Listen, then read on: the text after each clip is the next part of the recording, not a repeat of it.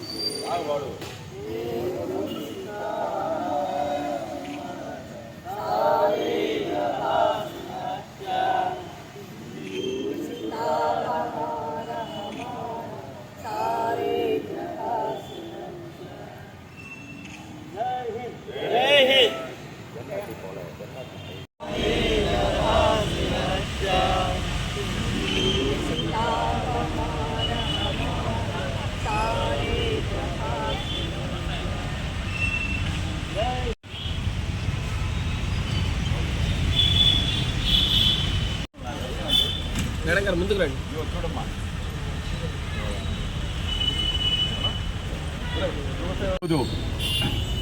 Independence day రోజు కూడా మనం గుర్తు చేసుకునే అవసరం ఉంది.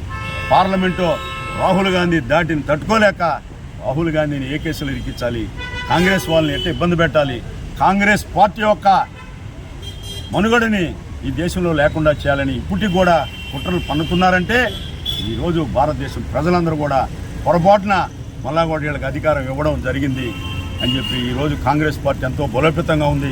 కాంగ్రెస్ పార్టీ ఇండియా కూటమి ఈరోజు ఎంతో యాక్టివ్గా పనిచేస్తుంది భారతదేశంలో. రాబోయే రోజుల్లో ఈ దేశ ప్రజలకి, ఈ దేశ యువత భవిష్యత్తుకి, ఈ దేశం యొక్క ఆర్థిక స్థితులు అన్ని బాగుపడాలన్నా, ఈ మత విద్వేషాలకి, ఈ మతత్వ పార్టీలకు దూరం కావాలంటే కాంగ్రెస్ పార్టీ అధికారంలోకి రావాలని చెప్పి మేము కోరుకుంటున్నాం. దేశ ప్రజలందరూ కూడా రాహుల్ గాంధీ యొక్క ప్రసంగాలని, రాహుల్ గాంధీ యొక్క నడవడికని, రాహుల్ గాంధీ యొక్క పరిస్థితిని అంతా కూడా ఆయన్ని గమనిస్తున్నారు. ఆయనకి జేజేబులు పాల్గొతున్నారు. ఆయనకి సోషల్ మీడియాలో కానీ భారతదేశంలో ఫాలోయింగ్ విపరీతంగా పెరిగిందని అంటే ఆయన యొక్క క్రేజ్ని అర్థం చేసుకోవాల్సిందిగా మనవి చేస్తూ, మరొకసారి మా జిల్లా ప్రజలకి, రాష్ట్ర ప్రజలకి, దేశ ప్రజలకి అందరూ కూడా స్వతంత్ర దినోత్సవ శుభాకాంక్షలు తెలియజేస్తున్నాం. ఎన్నికల తర్వాత ఆయనకి పూర్తి మెజార్టీతో గెలిపించినటువంటి గతంలో ఈరోజు ఇతర పార్టీల మీద, వాళ్ళ ఎన్డీఏ కూటమిలో సభ్యుల మీద ఆధారపడి ఈరోజు భారతదేశ ప్రభుత్వాన్ని నరేంద్ర మోడీ గారు ఏర్పాటు చేయడం జరిగింది.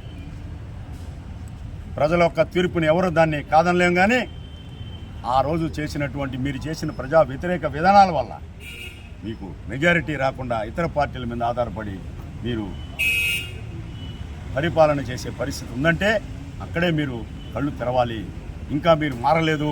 మీరు మత విద్వేషాలని, ముస్లింలు వేరుగా, హిందువుల్ని వేరుగా విభజించి ఈ భారతదేశంలో 140 కోట్ల మంది ప్రజానీకం ఈరోజు దేశంలో ఉంటే మీరు ప్రజలకు తగ్గట్టు దేశ ప్రజల్ని రక్షణ కోసం కాకుండా దేశంలో ఉండేటటువంటి అరాచకాల్ని ప్రోత్సహిస్తూ మణిపూర్ లాంటి రాష్ట్రాల్లో అన్యాయంగా జరుగుతున్న దాడుల్ని ఖండించలేని స్థితిలో మీరందరూ ఉండారనంటే ఎన్డీఏ కూటమిలో సభ్యులను కూడా మేము ప్రశ్నిస్తున్నాం.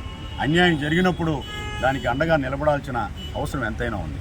రాహుల్ గాంధీ, ప్రియాంక గాంధీ ఆ మత ఘర్షణలో కూడా పోయి వాళ్ళందరినీ విచారించి వాళ్ళకి అండగా మేము ఉండామని చెప్పినటువంటి దిశాలు ఎవడన్నా ఉన్నాయంటే మా రాహుల్ గాంధీ గారని చెప్పక తప్పదు.